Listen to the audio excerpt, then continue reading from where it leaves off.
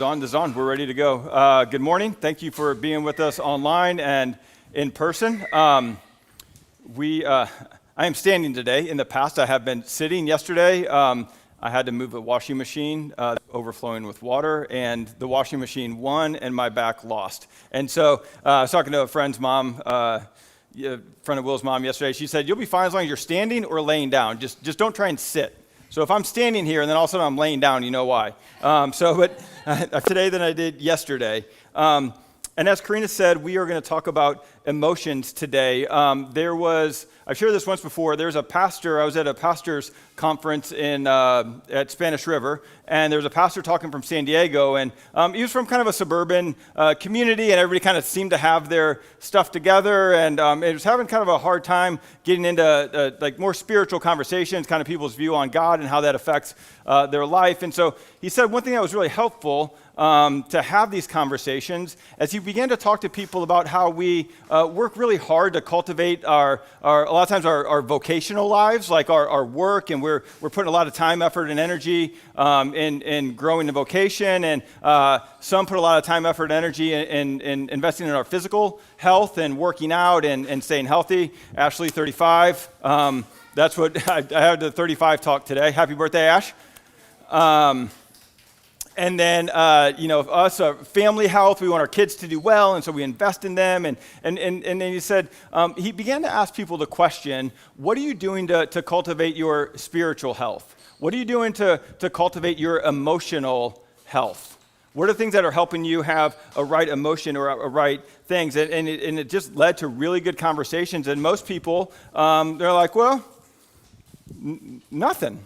I never really thought about that. I never got into that. I always focused on these other things. And so the good news is that the Bible has a lot to say about our emotions.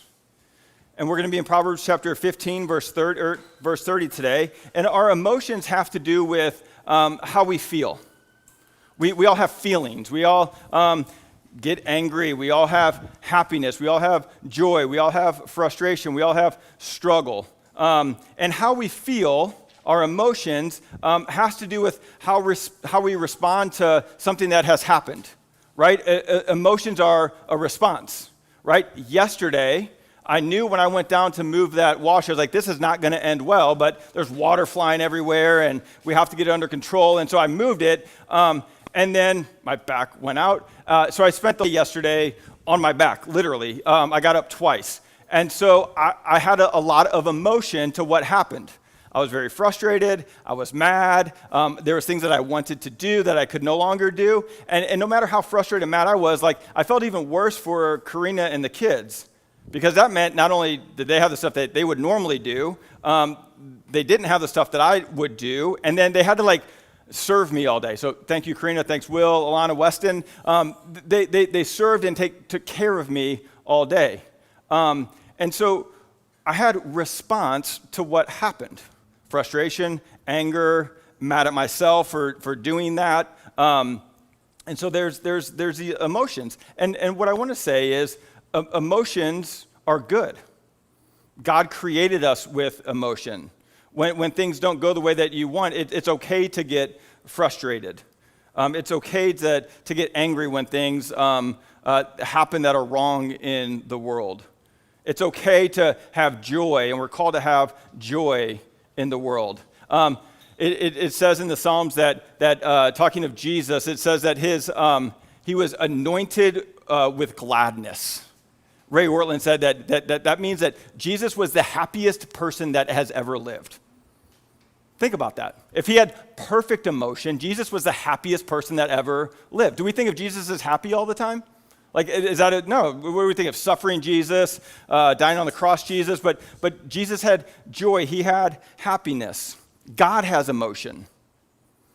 The scriptures speak over and over and over again about God having emotion. Pete Scazzero, who's a pastor up in New York, he says, emotions are the language of the soul. They give language to what our hearts are feeling, to what our soul is feeling. They are the cry that gives the heart a voice. I like that. They are the cry, your heart, that gives your heart a voice. They reveal how we're feeling. They reveal our response to the things that we're going through. And the book of Proverbs and all the scriptures has a lot to say on emotions. Our kind of anchor verse for today is Proverbs 15, verse 30. In it says, "The light of the eyes rejoices the heart, and the good news refreshes the bones." The light of the eyes, when you talk about light, it has to do with life. It says the light of the eyes, and that has to do with this inward vitality and joy. The light of the eyes rejoices the heart, and good news refreshes the bones. When he talks about the bones, it means like your whole person, your physical self and your psychological self. What the scriptures talk about quite often, which we'll get into today, your emotional health has to do with how well you're doing physically, and your physical health and your spiritual health. It all works together. So the Bible doesn't not speak about your physical health or your emotional health and only your spiritual health. It speaks about all those things and say they actually all go together. And what this shows us, how our heart's doing, how our emotions are, has an impact on our bones, our physical body. So how we respond to stuff even has a physical reaction to it. And so this picture in Proverbs 15:30 is of someone with light. He's got an inward vitality and an inward joy, bringing good news to somebody else, and that good news refreshes them. And so what we want to do today is show how the good news of Jesus' life and death and resurrection not only brings joy to us, but it brings joy through us. That we receive the light, the life of Christ in us, and it says that it brightens our eyes. And then our brightened eyes, it brings refreshment to other people. So the gospel brings light and life to us, and then through us, we bring light and life to others. So it has impact on us and others. And one of the things that we've been talking about with all these different topics in Proverbs, like our words or our money, our emotions can either be life-giving and bring life, or our emotions can be toxic and bring death to ourselves and others. Our emotions have an impact on ourselves and others. They can either bring life. Proverbs 15:15 says, "The cheerful of heart has a continual feast." A cheerful heart, a happy heart, a glad heart has a continual, ongoing feast. Proverbs 17:22 says, "A joyful heart is good medicine." Right, so how I responded to my back not working, you can have joy. You can have a joyful response to that, and it'll actually be good for the back and everybody else around you. Right? Proverbs 14:30 says, "A tranquil heart gives life to the flesh." Like a peaceful heart, a quiet heart gives life to the flesh. Proverbs 10:12 says, "A love covers all offenses." So our emotions can bring life to ourselves, to our bodies, and to others. Or how we respond to things can be toxic. Proverbs 15:15 says, "A crushed spirit dries up the bones." Proverbs 14:30 says, "Envy makes the bones rot." 27:4 says, "Wrath is cruel and anger is overwhelming." If love covers all, it says that hatred stirs up strife. And so when our emotions are moving in the direction of death, it causes pain not only for us, but for others as well. And as we've said every week, that the book of Proverbs is a gospel book. It's a good news book. It's showing us how Jesus actually lived this out, that he had perfect emotion. Jesus had the right response to every situation that he was in. If it called for being sad, he was sad. If it called for being angry, he was angry. If it called for celebrating somebody else, he celebrated somebody else. Right? And then he never let his emotions go too far. So yes, he was sad, but he wasn't destroyed. He might have been confused, but he wasn't perplexed. You're right, his emotions never debilitated him. He had the right response to whatever he went through. Wouldn't that be great? Like parents, wouldn't that be awesome to have a right response to everything that happened to you?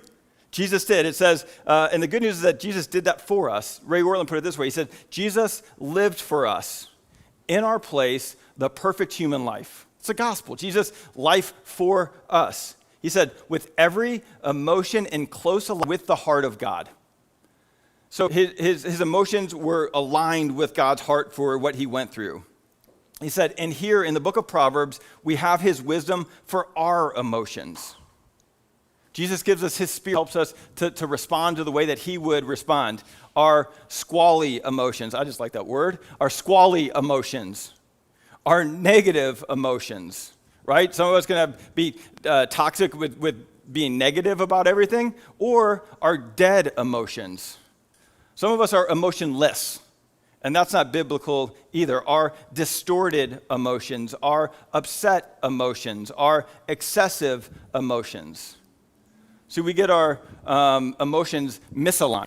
We over-respond, we overreact, we under-respond, we under-react.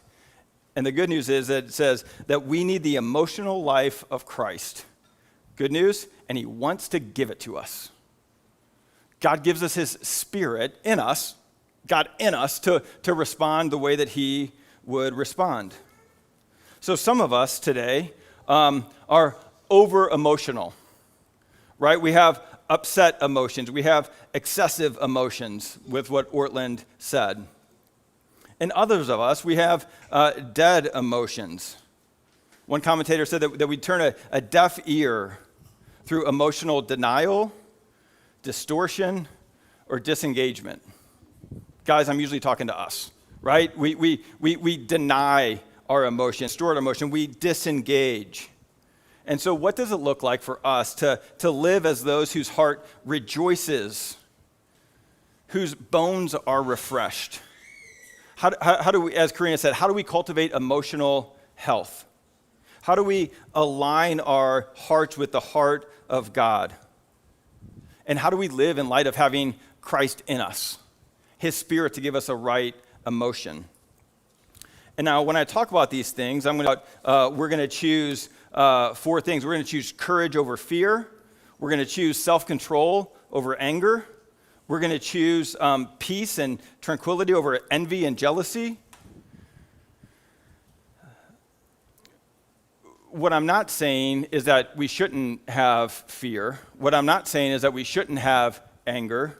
What I'm not saying is that we shouldn't have frustration, because we have all those things. What I'm saying is don't let those things become too much.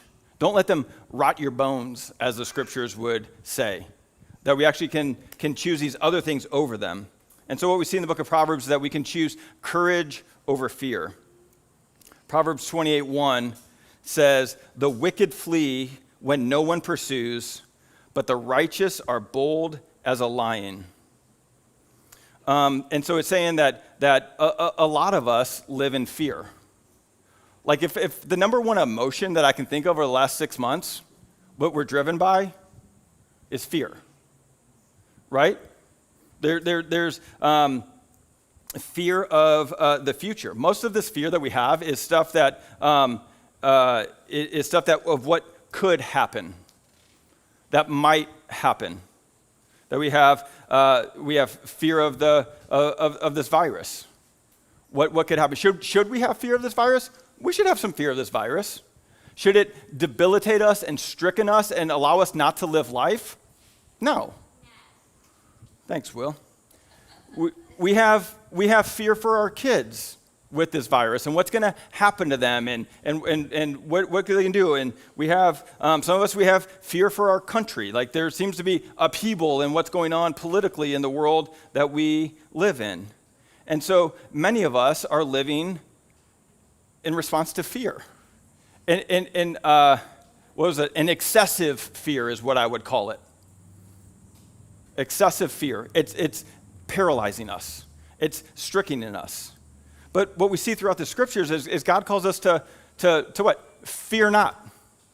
So we don't have to live in fear. We can fear not because God says, I am with you always. So no matter what happens, we got God with us. So we have fear of what's going on in the world. Guess what Jesus says? Fear not, I have overcome the world. We have fear of dying. What did Jesus do? Fear not, I conquered death. Right? I lost my mom to the virus. Guess what? She did not have a fear of dying.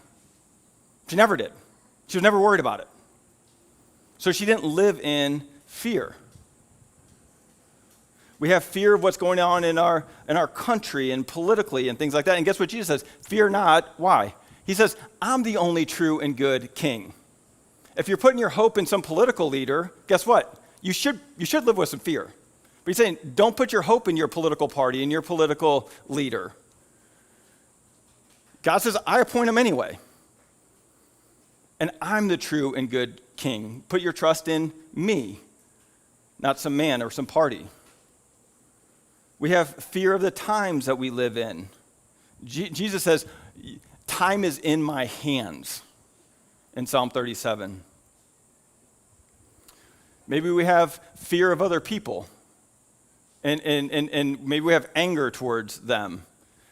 But Jesus says, fear not, because vengeance is mine. And maybe some of our fear of the future is true, but guess what Jesus says?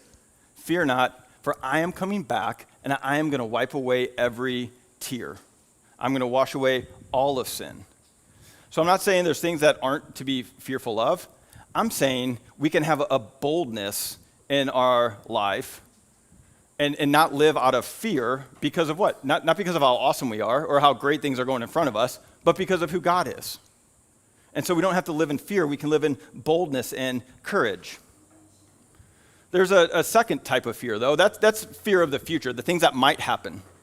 Some of us live with a fear of the past.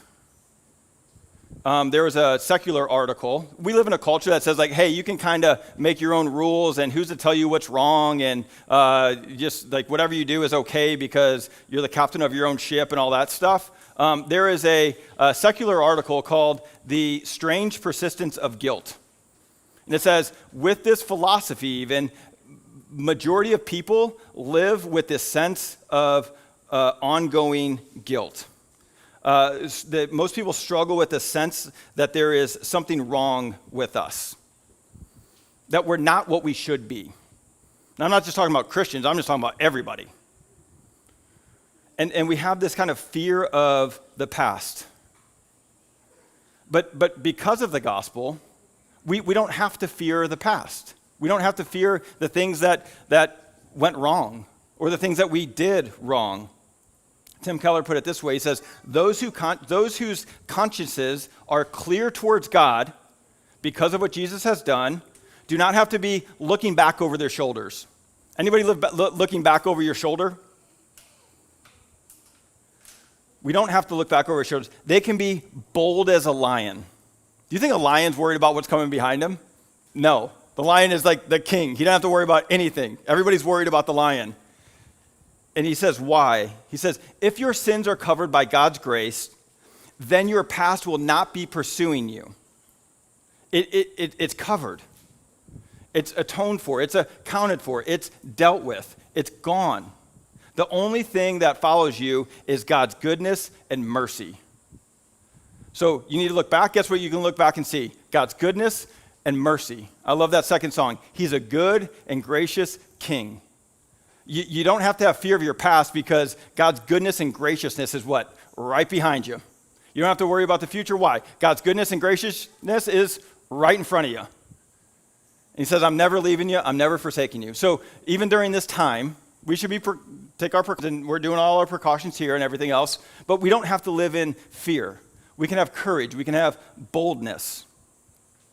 A second emotion that can get distorted or excessive, even if we try and crumple it up as much as we can, is anger. And what we see throughout the scriptures and Proverbs is that there's a call to have self-control over anger.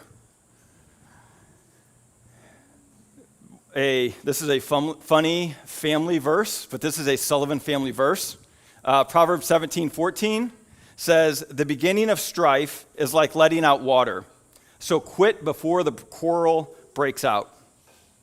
Our kids have gotten a theological study at the age of 4 on this verse.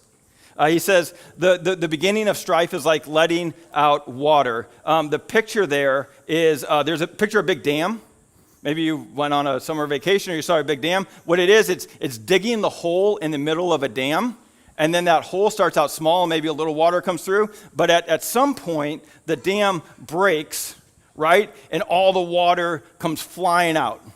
And it does irrevocable and irreparable damage. And so it's saying that's what anger is like, right? If you just let a little bit out, it just comes flooding out behind it, right? And it says, so quit before quarrel or strife breaks out. The word for strife, this is just a side note because I think it's funny. The word for strife, it has to do with anger, and it means to show the teeth. Literally in Hebrew, it means show the teeth. Like your dog is what? Gets mad at somebody and it's showing the teeth, right? So that's what anger does. So he's saying, hey, if you feel anger coming on, quit. It means to leave someone or something or a situation until it's better. Just quit. Walk away. So we have this saying at our house, turn off the faucet. Stop the water. When you feel angry, when you feel yourself getting angry, turn off the faucet. So if you've ever been with the Sullivans and things seem to be going south and you hear the word faucet, y'all know what's going on, right? Turn off the faucet. Faucet. I know, we got to think of a new word. We're going to have to think of a new word. Oh, man. It's saying when you feel angry, stop. Remove yourself. Leave one or something or the situation before it explodes, before the anger comes out. I almost put a picture of this, but I didn't. But we had somebody help us with some decorating stuff, and it's like been my dream to have chairs in our room for some reason. I don't know why. I just thought it'd be cool to have a chair in our room. And so Nina set up these two chairs in a little corner of our room, and it's become like my timeout seat. Like when I feel myself getting angry or worked up, I literally just leave the room and go sit in my chair. Like, Corinne doesn't even, sometimes she'll tell me, like, hey, go to your chair. But usually, I just go to my chair. Why? Because just remove yourself. Get yourself under control, right? The anger is going to cause more damage. Turn off the faucet. Can everybody relate to that? Do we need to turn off the faucet? One thing I see, that a lot of people are angry right now. Can we agree with that? There is a lot of strife in the world. And again, there's a lot of circumstances that are out of our control and things that are going on that we can't help. So what do? They're not going the way that we want them to go, so we get angry. But the anger just leads to more frustration. It leads to more brokenness. And so we need to turn off the faucet. We need to get self-control. And then from that position, we can actually make things better. We can respond as a Christian should of love and compassion and mercy. One commentator says Jesus' number one emotion towards the world we live in wasn't anger, but compassion. He didn't get angry at everybody. He had compassion towards everybody. Third thing, that we can choose peace or tranquility over envy and jealousy. Proverbs 14:30 says, a heart at peace gives life to the body. Again, our emotional state has to do with our physical state. It gives life to the body. But it says, but envy rots the bones. Envy is wanting somebody else's life. We're envious of what they have. We're envious of what they do. We're envious of where they're going. We live in a world of envy. Why? Because we can see everything everybody does and everything everybody has and everything everybody does. Like before, you didn't even know what other people had. But now social media tells you everything that everybody has, right? And so what? It's envious. It's wanting that. But envy takes it a step further. It actually wants you it wants the other person to be unhappy. You're not just jealous of their happiness, you actually want them to be unhappy. Literally yesterday morning, I was woken up just kind of going through this. I was on this section, and then we have two dogs. And they had one bone. And so the older dog, like, can barely see, can't really hear, is kind of skittish, kind of walks around, sweetest thing in the world, but like can't really knows what's going on. And then we have a younger dog that's about a year and a half, like vitality and life and bouncing around and just like there. The older dog just wanted the bone, but then Louis just kept going and taking the bone. And Louis didn't even want the bone. Louis would take the bone from Ella, run somewhere else, drop it, and then come back and sit by me. Like, she didn't even want the other thing. He just did not want Ella to have it. That's what envy is. It's not even that we don't, that we need it. We just don't want the other person to have it. That we get unhappy about somebody else's happiness. That we rejoice over someone else's weeping. And it says it rots the bones. One commentator said that envy is the only one of these things that you don't even really get to enjoy.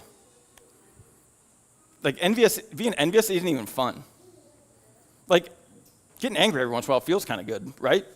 Like, well, I'm just going to, like, let this off my chest and, like, let it go. Like, at least that felt good for a second, then you regret it and all that stuff. But envy never feels good. And so there's a call to peace, to be content, to be okay. To not only not want what somebody else has, but actually be happy that they have it.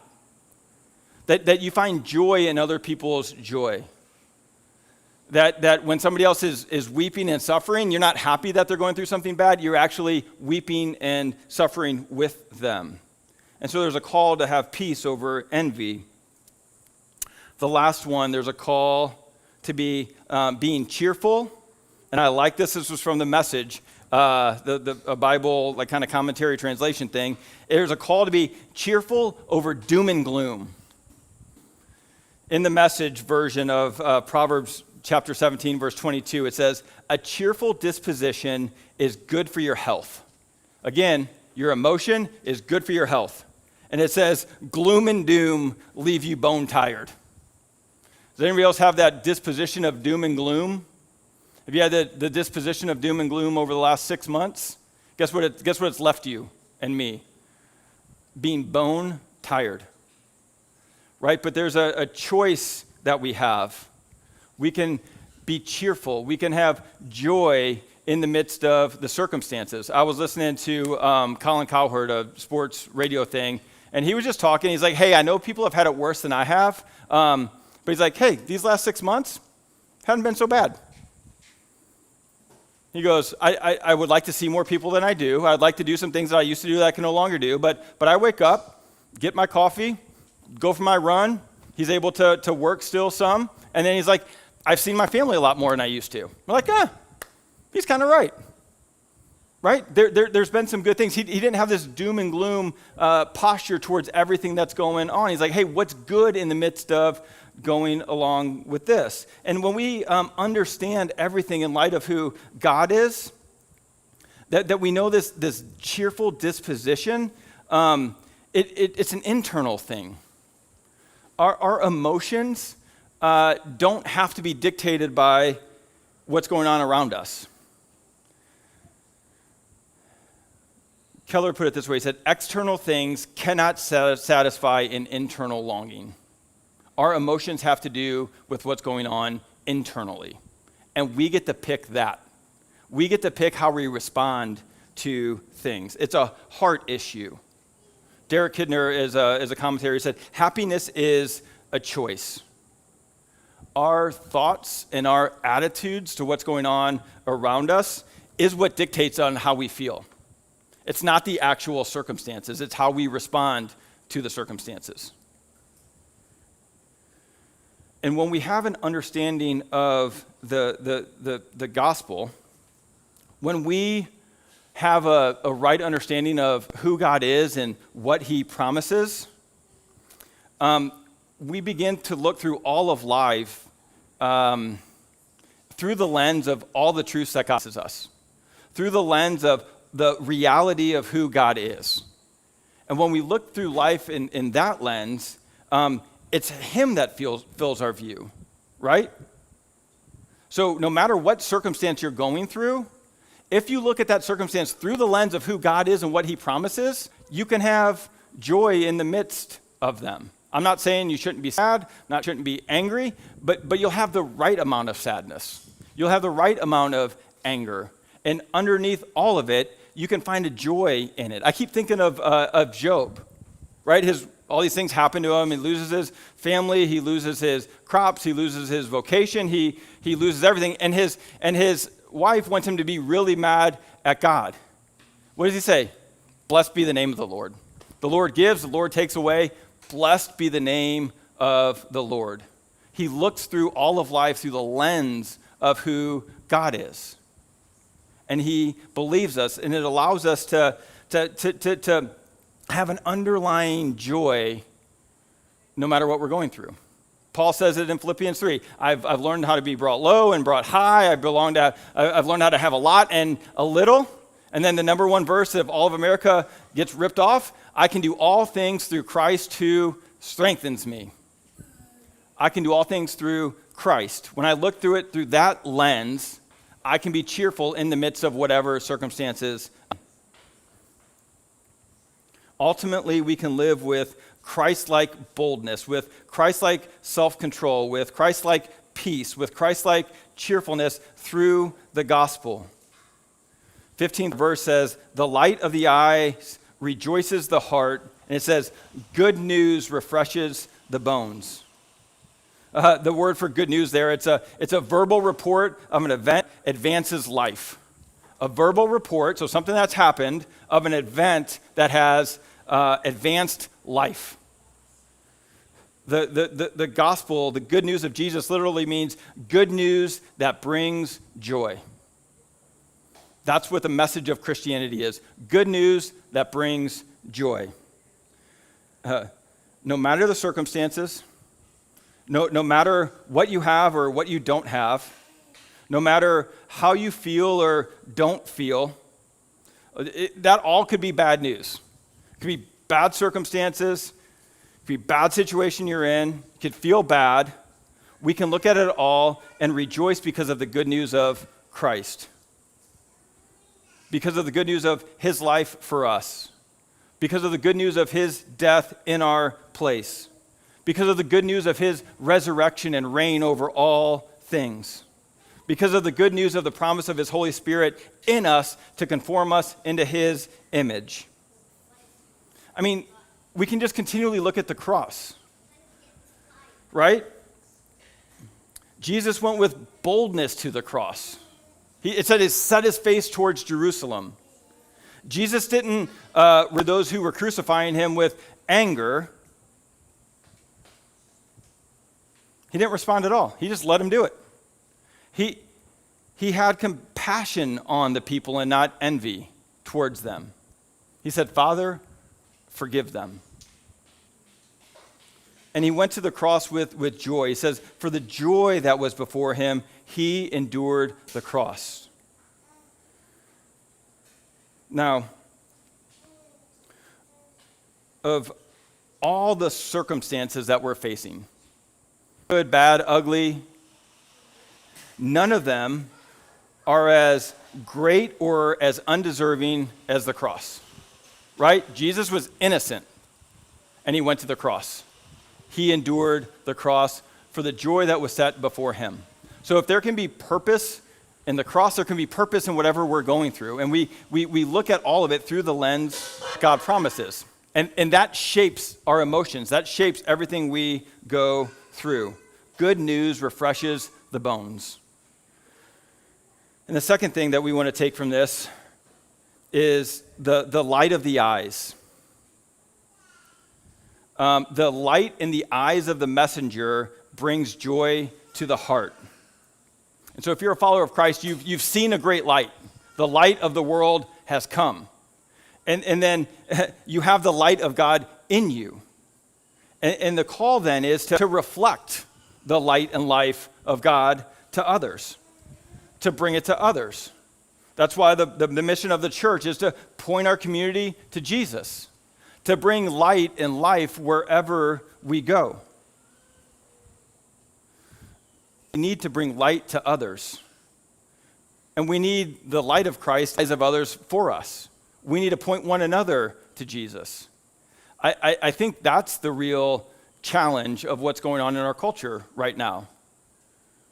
That's the real struggle, that we're alone, that we're isolated, that we don't have anybody reflecting the light of Christ back to us. We're not looking at anybody in the eyes and being reminded of Jesus, who is over circumstances, who promises he'll never leave us or forsake us, who says he will bring all sin to end and wipe away every tear. We need one another to point each other to him. And that's what we're to be about as a church. It says, you're a light on the hill. So we need to bring light into the darkness of the world, all the conflict and all the anger and all the fear and all the doom and gloom. Guess what the Christians do? Not add to all that, I almost called it something, stuff, but to bring light to it, to bring life to it, to give people courage, to bring peace, to have self-control, to be cheerful and encouraging in the midst of what's going on. Let's be that sort of church in the midst of these times and all times. Pray with me. Father, as they sang earlier, you're a good and gracious King. Thank you for creating us. Thank you for creating us with emotions. They're from you, so that means that they're good. It means that you are gracious in giving them to us. God, I pray that we would be a people who live in light of who you are and promise. Because when we do that, it allows us to not be overly emotional. And it also allows us not to be disengaged and uncaring and detached.